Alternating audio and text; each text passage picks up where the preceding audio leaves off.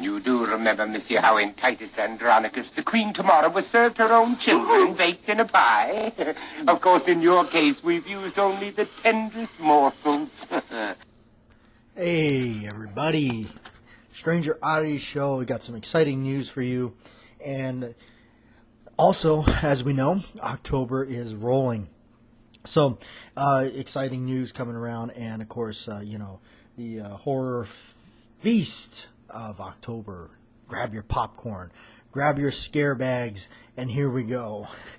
Also, name that soundbite. What movie is it from? A little hint. It's a horror flick because it's October. So, all right. So, anyway, here we go. Let's go back here and we'll go and review some of the comments and stuff left by you folks here on the radio here. And let's see here. Okay, what do we got? The last one we did was we had Escape. Let's go through. It's been a little bit. So during the taping of this one here, by any means. Okay, so Escape was the other one that we did, and that was when we taste tested the Voodoo Mountain Dew, and boy was it certainly interesting. And here's Joe P with a comment. I think at my age, one of those sodas would mean instant diabetes. I think I'm going to stick with whiskey and water. I'll take 4 roses for me and water on the side. What's that quote from? Anyhow, but yeah, I started thinking about when I saw that guy, Badlands Chugs, literally whack down, like, I think it was a total of like 6 liters of this stuff, like in one shot. That's the only thing I could think it was like, man, that's not good. I mean, this stuff has like a massive amount of sugar in it. It's just, I treat them like a candy bar, once in a great while, it's good, but, to do it on a daily basis, that's not good. All right. Evie Saint says, I think I'll be sticking with Iron Horse root beer. Oh, root beer, sarsaparilla. That's a weakness for me. I do love that stuff. Anything other than that, what you're drinking, I like Mountain Dew, but I don't like Skittles. And you got me stumped with that soundbite. So I told you it was a hint. Was a Clint Eastwood film. He come back and says, "Joe Kidd, the jail scene, and you were close, jail." Because this clip is from Escape from Alcatraz. What scene is it from? Okay. Well, should I tell you, or am I going to be mean and let you have to find out watching the movie? All right, I'll give you this one. Because it's kind of hard. The scene is from right after he gets into the fight on the yard with Bull. Or Wolf, whatever the guy's name is. And they go to put him in D-Block. He says, but Wolf came at me. He says, D-Block, Morris. Right before they put him in there, Wolf turns around and he says, when I get out of here, you're dead. Really crazy, powerful scene. So the clip is pretty powerful. And then, of course, Eastwood responds with, you might be dead before you get out. All right. So, Crazy Scotsman says, Mountain Dew equals bad times. Okay. And we got another one here. Another one here is The Night He Came Home. If you don't know that reference is from the VHS tape cover of Halloween, 1978. John Carpenter, Donald Pleasance, Jamie Lee Curtis. Great film, excellent horror film. If you think about that movie, he damn near made that movie without a drop of blood. There was very little blood in that movie. Most of it is all left up to the imagination, is brilliantly executed, the mask, everything. Of course, now that it's been exploited so much and redone and sequeled and all this stuff, of course, it's kind of lost that thing. It's more or less became kind of like a party movie, just Michael Myers. I mean, it's all iconic. He can become part of the whole, slasher guys. You got Leatherface, Pinhead, Freddy Krueger, of course, Jason, and Michael Myers now. But I remember the original one. The original one just holds that that capsule, And you know what else that coming up? I'm thinking about how all this stuff on Halloween. I was listening to the classic rock radio station, and that's what I put it on. These guys were talking about what horror movie, scientifically messed with people and did all this blah, blah, blah, blah, blah. And they were listing all this stuff that was like, 2019 this and 2007. You know what? Maybe I'm just an old soul, but I'm like, forget all that stuff, man. The Exorcist, William Friedkin, the book that was written by Peter Blatty. That was, what the heck? Why didn't you mention The Exorcist? The Exorcist scared the living hell out of people. It still does. It still holds up to the test of time. You're talking about The Exorcist, demonic possession. It was based on a real story, for Pete's sakes. That movie is absolutely just the freakiest movie ever. All the way back when I bought it on VHS. That was crazy stuff. My father and I watched that way back. Come on, The Exorcist has got to take the top. What is all this stuff with the Millennium stuff? We're talking, when they did The Exorcist, that was some hardcore scary stuff. To me, you look at that, look at The Omen. These movies really took it to another level back then. So I just kind of had to throw that out there, man. I don't know. I just, what, give me all my old movies, and that's it. I wouldn't, if they said, what, all you could have was these old movies, you couldn't watch any of the newer ones anymore, fine, I'll be perfectly happy. All right. Let's see here. Okay, we got this one, The Night He Came Home. Yes, the clip is from the Halloween movies. So it's one of the later Halloween movies. I think it's part 6. It's Donald Pleasance's final role. You know what? He had such an impact. The footprint he left on the Halloween movies was so essential.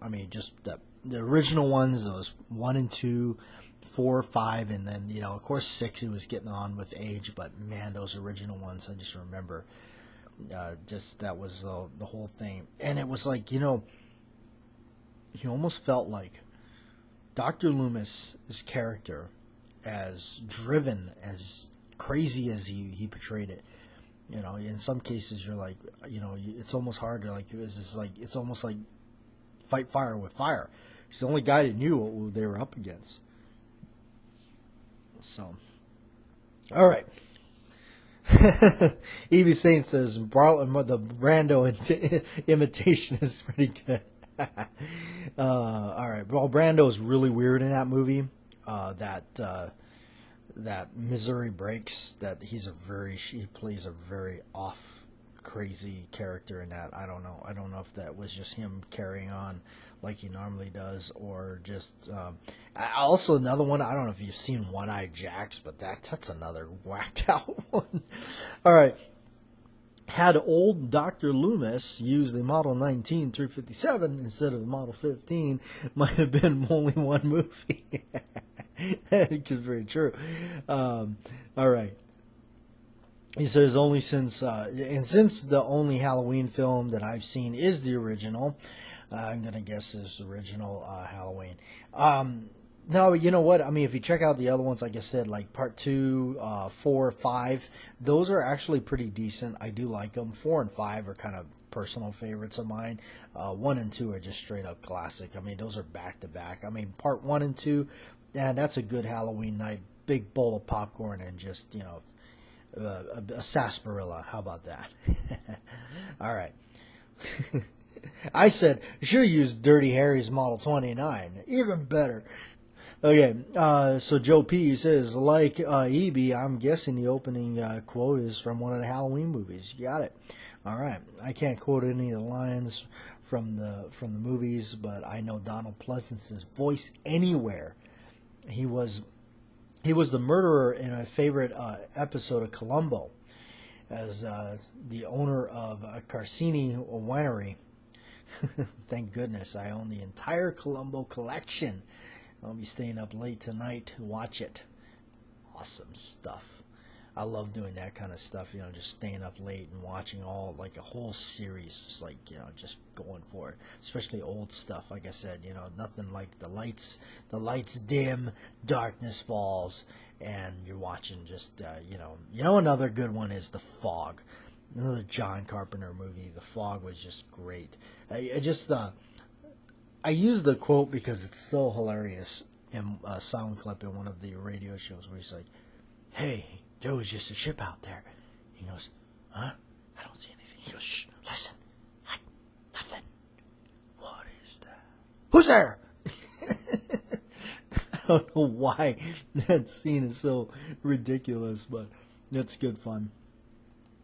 All right, moving along to the recent one that was actually done up right here, just literally this evening. It got thrown up there, and we actually got quite a few comments already, which is crazy. It says, "I can't justify it," which is about the Wilson and stuff like that.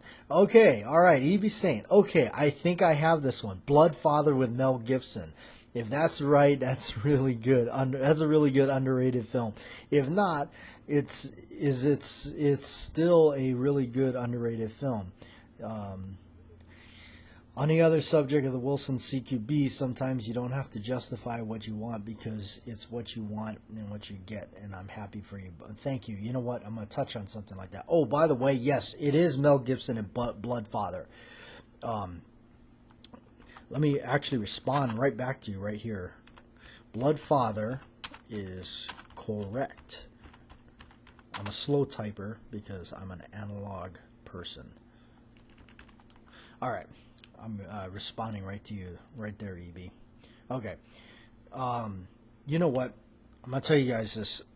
That Wilson Combat was the most expensive thing that I ever bought strictly for myself for luxury. And I talk about things, I grew up, I still, I'm not a rich person. A lot of people think you must be wealthy, you have all this stuff. No, I don't. A lot of stuff times I get things borrowed. I borrow things. I obtain some, hey, you want to film this? Heck yeah, I want to film that, because there's no way I'm going to be able to obtain one of those.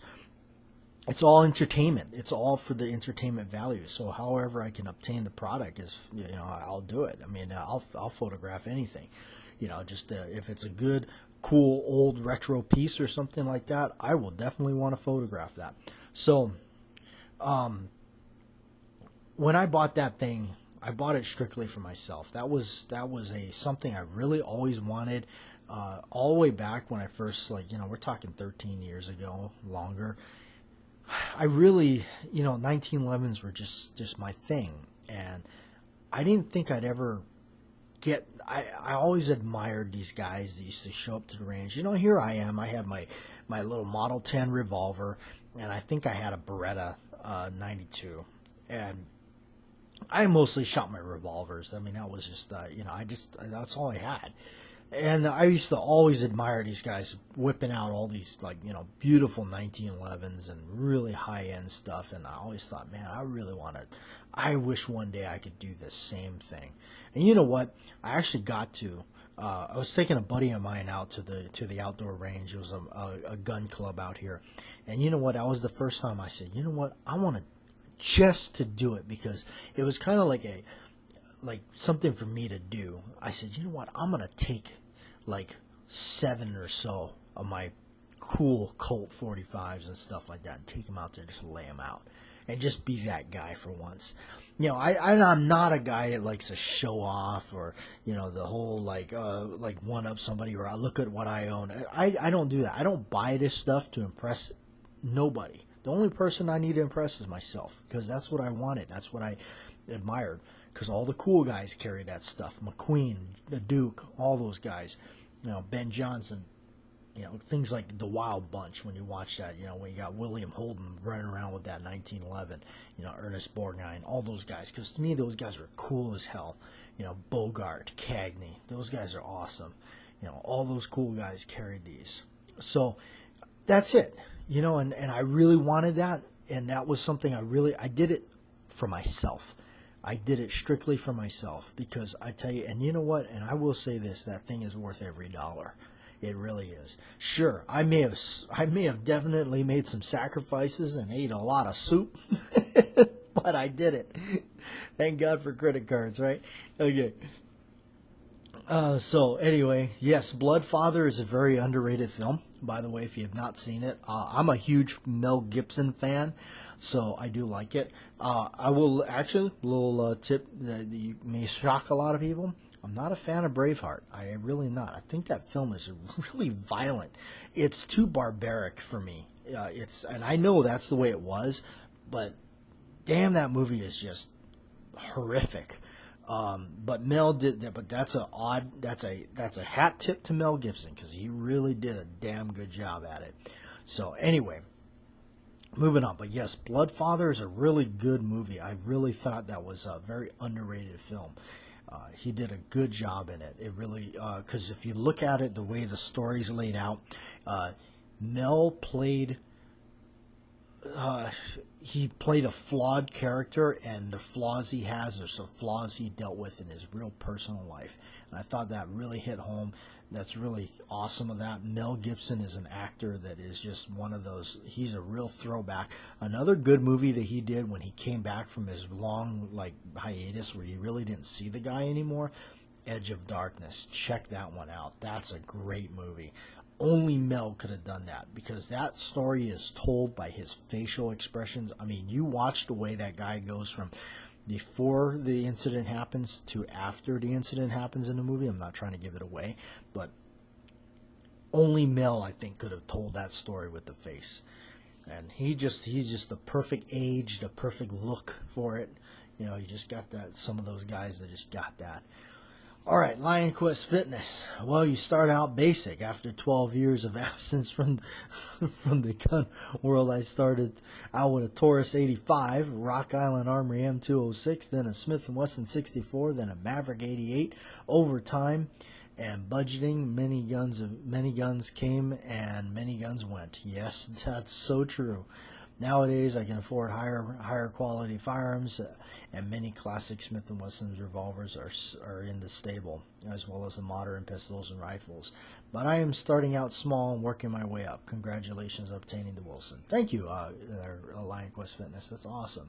Yes, you know, we that's how it is. I mean, everybody starts somewhere, you know. So I'm glad that I mean, for me, I wouldn't appreciate the Wilson the way I do if I would have bought it years ago, because I wouldn't have had the appreciation for it, because I wouldn't have been as more knowledgeable about it and experienced other things on the other end of the scale, per se. And I don't want to use any kind of derogatory words like cheap or something like that, because that's not the case really. It's just to experience things on the other end of that scale before you tip it to the other side. And I think what you've done there, you just literally laid out my life right there as well. I mean, literally, you know, that's what it is. I mean, a Taurus 85 is a great revolver. Is it the best? No, but it's pretty darn good, and it's awesome. That Rock Island Armory M206 that I did all the videos on, that's actually now in the armory of my friend's movie production company. That's actually done movies now, so that's pretty, you know, so. Yeah, I'm partial to Smith & Wesson. That's no big secret. Everybody knows that I like the Smith revolvers above most. So, you know, and yeah, I mean, when you start moving into the classics, and that's one thing, you know, at least it used to be, it's coming more expensive now. But back when I was buying a lot of the Smiths, and this was only, 10 years ago. God, I can't believe I'm saying that. But, you know, they were $300-400. You know, it wasn't you know, I mean, if it was $500, it was something substantial, like a Model 29 or something. Of course, now those are up there. So, all right. So, anyway, yeah, I just wanted to kind of get those out there. But now, for the main reason why we're actually doing this, and those of you that are still here, this is actually what I'm working on. So, I have been trying to put this together for some time, but now with the correct connections and people helping me out, so this is going to be third-party kind of assistance here.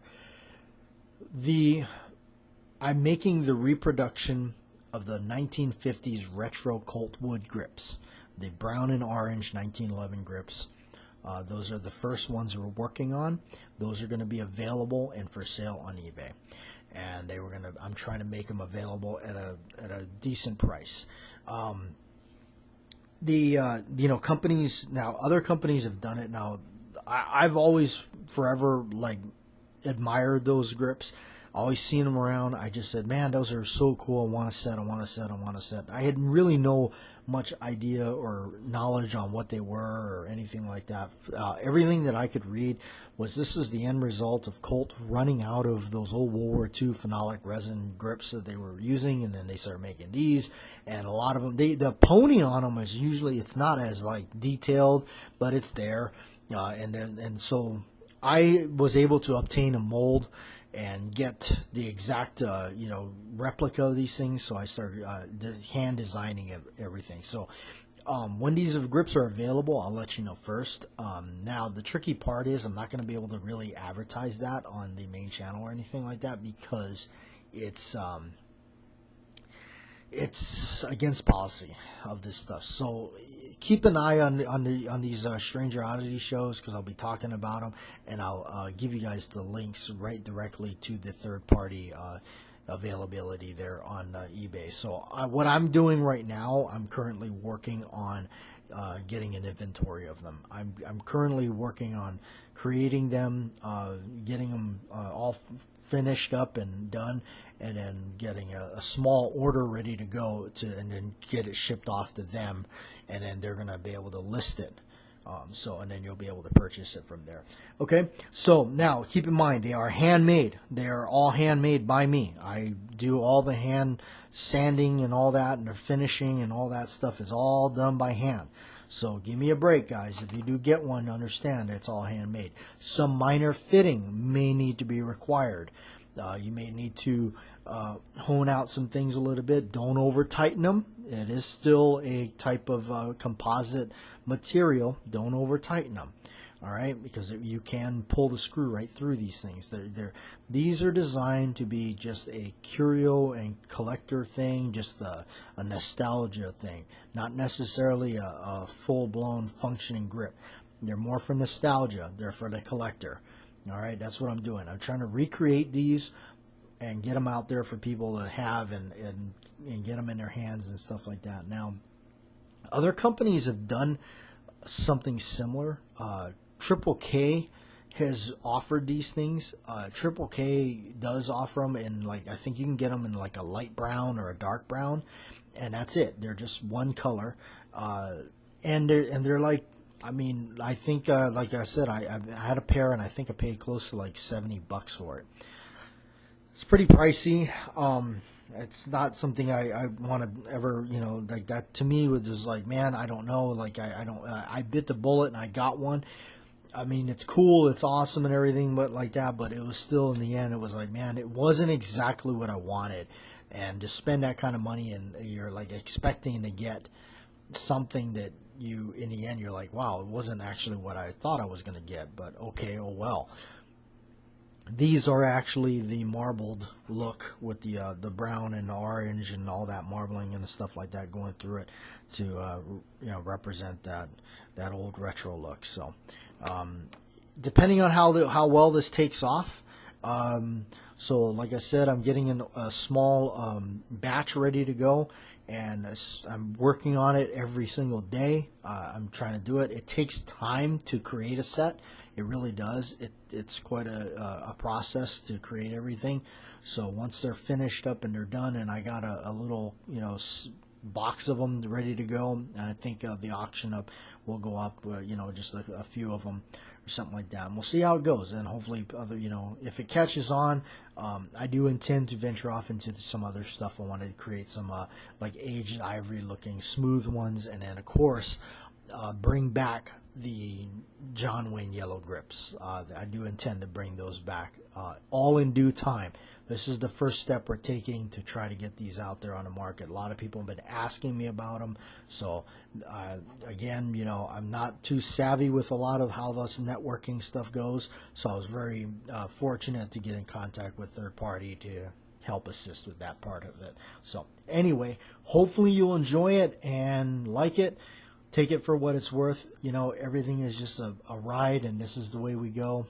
So, you know, live it, be happy, and as our old friend Scott used to say, to the sunny slopes of long ago.